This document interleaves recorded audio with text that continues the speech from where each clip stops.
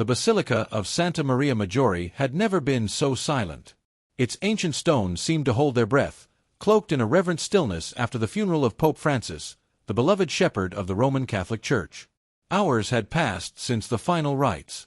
Dignitaries had departed, their black cars vanishing into Rome's bustling streets.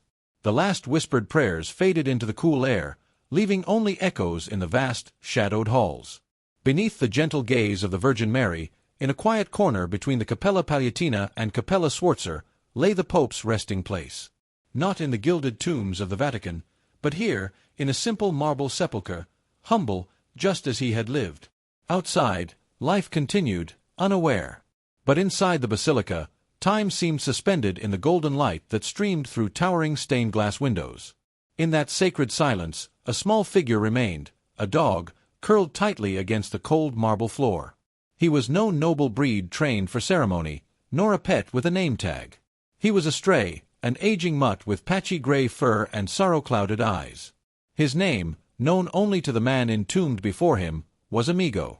The dog had silently followed the funeral procession the day before, slipping through crowds, past velvet ropes and distracted guards. None had stopped him. Perhaps they recognized the grief in his gaze, or the unwavering resolve in his limping gait. Now, Amigo lay at the foot of the Pope's tomb, still and faithful. Priests who lingered after the rites watched in hushed awe. They had expected the dog to wander off once the crowd dissolved, to return to the city's noisy alleys. But Amigo stayed. An elderly sacristan, his hands trembling, placed a bowl of water beside him. A young nun offered a crust of bread.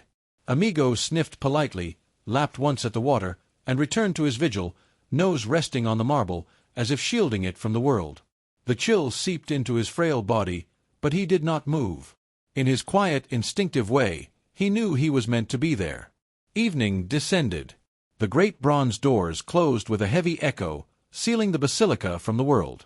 Tourists gone, candles flickering, incense thick in the air, the silence wrapped around Amigo like a cloak. Priests moved softly, preparing for night prayers. The dog remained, eyes half closed, reflecting candlelight as he watched the stone that held his friend. Beyond the basilica, Rome pulsed with life, journalists filing reports, pilgrims bartering for rosaries and postcards.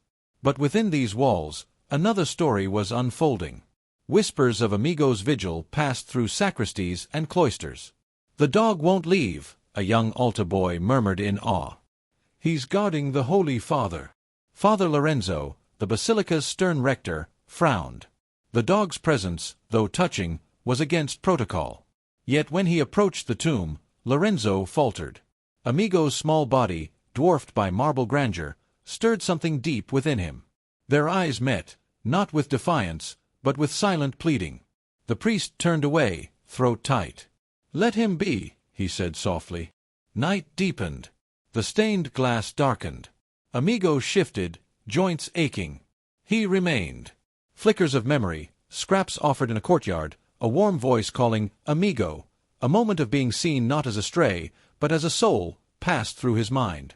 Pope Francis had noticed him, had loved him. And Amigo, wordless and loyal, had loved him back. By morning, the basilica stirred. Workers swept stone floors. Priests dressed for Mass. Tour guides prepared for crowds. But Amigo's vigil endured, a quiet disruption in the rhythm of ritual. Some staff watched him with curiosity, others with reverence. A young priest, Father Matteo, knelt beside him. "Come, little one," he whispered, reaching out. "It's time to go." Amigo lifted his head, eyes tired but resolute. As the priest touched his frail frame, a heart-wrenching whimper broke the silence, raw grief echoing through sacred walls. Father Matteo froze. Nearby clergy exchanged uncertain glances. No one had the heart to insist. Two guards approached next, gently carrying a blanket. "We mean no harm," one said softly, as if Amigo could understand. He did not fight. He resisted with quiet resignation. His limbs went limp, paws pressed against the marble, as though anchored by the tomb itself. They moved him a few steps away, placing him near a side chapel. For a moment, Amigo sat dazed, blinking in the morning light.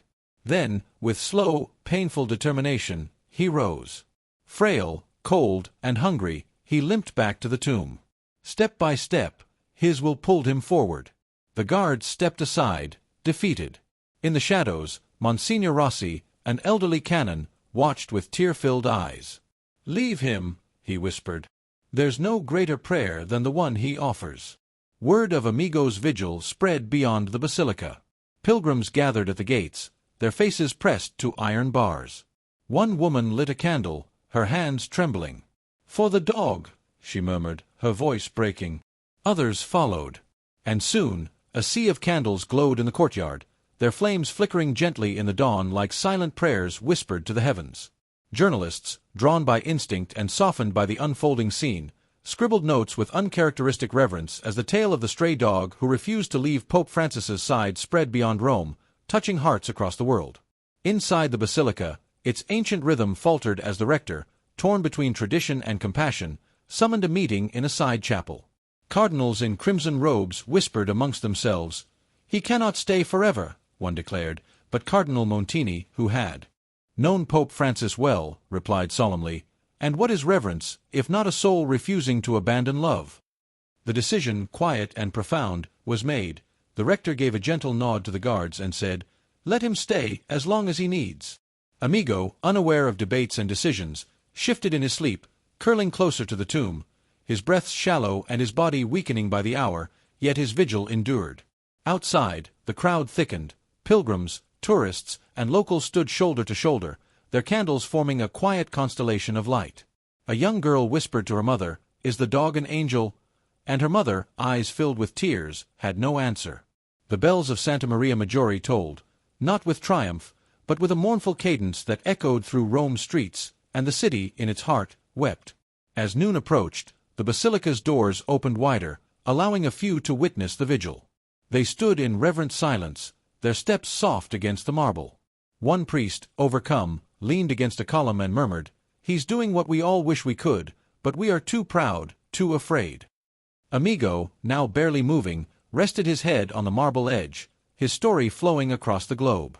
Social media buzzed with images of the flickering candles, the grand basilica, and the fragile mutt who had become a symbol of unwavering love. People from distant cities lit their own candles and whispered their prayers. Amigo, once invisible, had transformed a sacred space into the beating heart of 1,000 grieving souls. Days passed, and Amigo grew weaker. The staff, now his protectors, brought blankets and broth, though he barely ate. His once bright eyes dulled but never wavered from the tomb. One morning, just as dawn broke, a worker noticed his slowed breathing. Father Matteo knelt beside him, his voice a whisper, "You've done well, Amigo. You've stayed." That afternoon, Amigo's heart stopped. The basilica fell into solemn silence, grief thick in the air.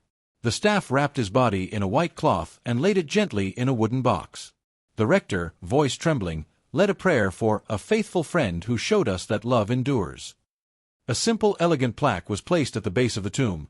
"In loving memory of Amigo, a faithful friend who showed the world that love endures beyond all things." Pilgrims returned upon hearing the news, their candles burning brighter than ever. Though the basilica resumed its rituals, something within had changed. A tender ache wove itself into the air.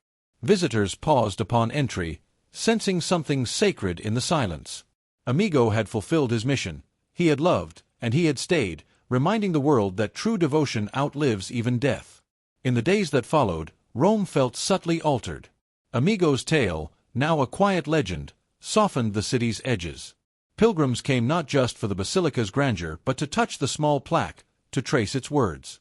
Children left drawings of dogs, their crayons smudging the stone. The staff, once bound by routine, moved more gently, as if Amigo's spirit lingered. Father Matteo, who had once tried to move the dog, now noticed every stray in the alleyways, offering food and kind words, murmuring, "For Amigo."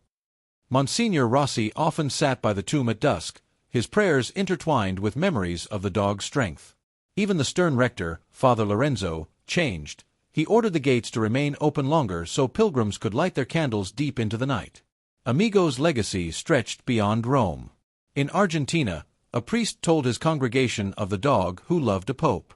In Asia, a teacher read the story to wide-eyed children. Artists online shared sketches of the loyal mutt by the tomb, captions filled with grace and loyalty. Amigo, once a forgotten stray, had become a symbol of something eternal.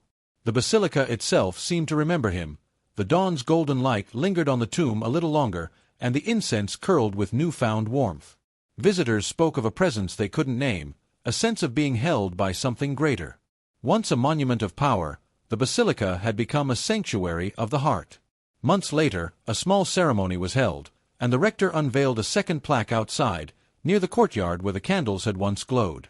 It bore no name, only the words, "For all who love without condition." The crowd was smaller now, but no less reverent. As the bells tolled, a stray dog, not unlike Amigo, wandered through the gathering, its tail wagging faintly. No one shooed it away. Amigo's legacy endured in the silent gestures, in the way a pilgrim paused, a priest softened, a child prayed for the homeless dogs. The grand columns and ancient stones of the basilica stood unchanged, but they bore witness to something everlasting. Amigo had not been a saint, nor a scholar, nor a king. He had been a stray. Yet he taught the world a truth deeper than any sermon, that love, pure, unwavering love, can move mountains. The bells of Santa Maria Maggiore still rang out over Rome's rooftops, for the faithful, for the forgotten, for those who loved and stayed. And somewhere, in the golden light that bathed the basilica, the spirit of Amigo lingered, a small, steadfast presence keeping watch over the tomb of the man who had once called him friend.